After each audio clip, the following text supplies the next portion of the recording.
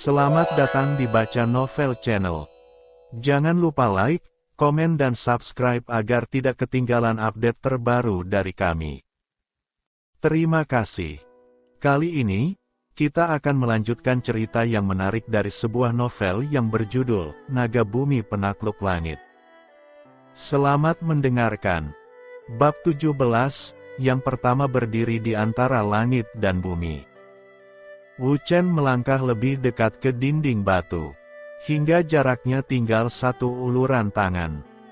Dari jarak ini, ukiran itu terlihat jauh lebih jelas. Bukan gambar sederhana, ini adalah rangkaian simbol dan figur yang tersusun dalam pola yang rapi namun tidak mengikuti sistem penulisan manapun yang pernah ia pelajari. Ada figur manusia dalam berbagai posisi, kuda-kuda, serangan, tangkisan. Ada garis-garis yang menghubungkan titik-titik tertentu di tubuh figur itu. Ada simbol-simbol yang mungkin adalah penanda urutan. "Apa yang kau lihat?" tanya Lin Xuer. Wu Chen mendeskripsikan, figur demi figur, pola demi pola. Lin Xuer mendengarkan dengan seksama. Figur dengan garis yang keluar dari tangan dan kaki, itu mungkin menggambarkan jalur kekuatan yang mengalir melalui anggota gerak, katanya. Dalam nuraga, jalurnya dari dalam keluar. Yang kau gambarkan terdengar seperti jalur yang berputar kembali ke dalam. Seperti sirkuit, kata Wu Chen. Ya, seperti sirkuit yang tertutup. Mereka menghabiskan waktu yang cukup lama dalam kegiatan itu, Wu Chen mendeskripsikan. Lin Xuer dan Chen Baoli menganalisis. Seperti tiga orang yang sedang membaca buku yang sama tapi masing-masing hanya bisa melihat sebagian halamannya. Namun di tengah semua itu, pria tua berdiri sedikit lebih jauh dari yang lain.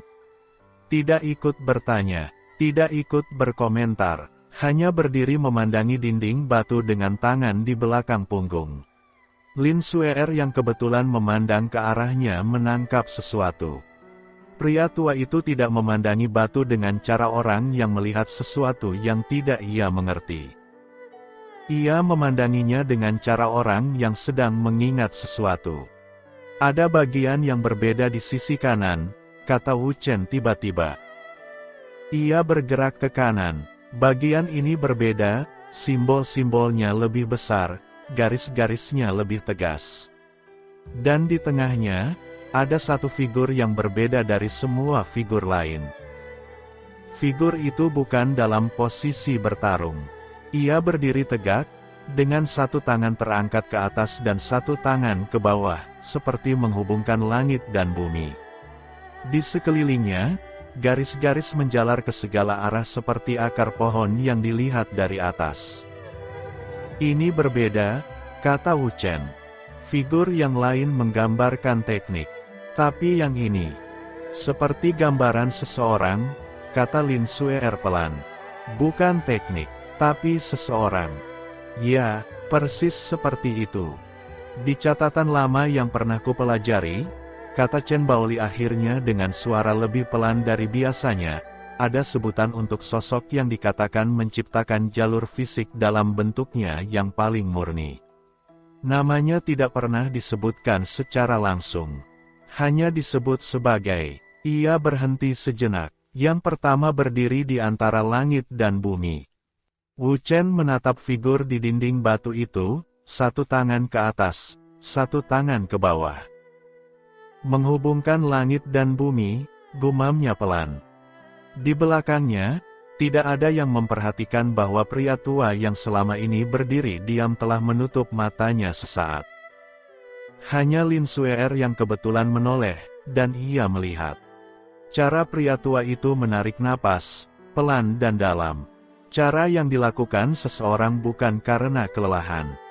Melainkan cara seseorang yang sedang menahan sesuatu agar tidak muncul ke permukaan.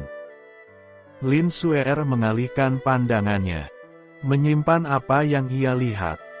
Namun di dalam kepalanya, potongan-potongan itu mulai membentuk gambar. Dan gambar itu, meski belum lengkap, sudah cukup untuk membuat dadanya bergerak lebih cepat dari biasanya. Bersambung.